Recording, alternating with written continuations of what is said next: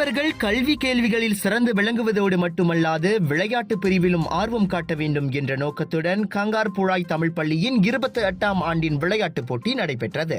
ஏறக்குறைய 755 மாணவர்கள் பங்கெடுத்த இவ்விளையாட்டுப் போட்டியில் திடல் தட போட்டிகள், 80 மீட்டர், 100 மீட்டர், 200 மீட்டர் ஓட்டம், கேளிக்கை விளையாட்டுப் போட்டிகள் என பல போட்டிகள் நடைபெற்று பரிசுகள் வழங்கப்பட்டன.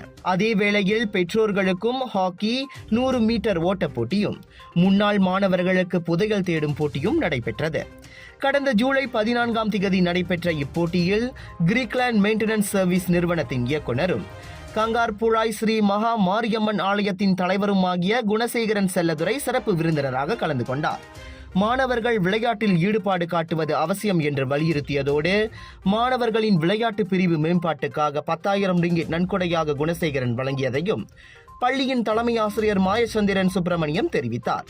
1950ஆம் ஆண்டு தொடங்கி காரை நகர் தமிழ் பள்ளி எனும் பெயரில் செயல்பட தொடங்கிய அப்பள்ளி பின்னர் 2011ஆம் ஆண்டு ஜூலை 14ஆம் தேதி முதல் கங்கார்புழாய் தமிழ் பள்ளியாக பெயர் மாற்றம் கண்டு 3 கட்டடங்களுடன் தற்போது செயல்பட்டு வருகிறது.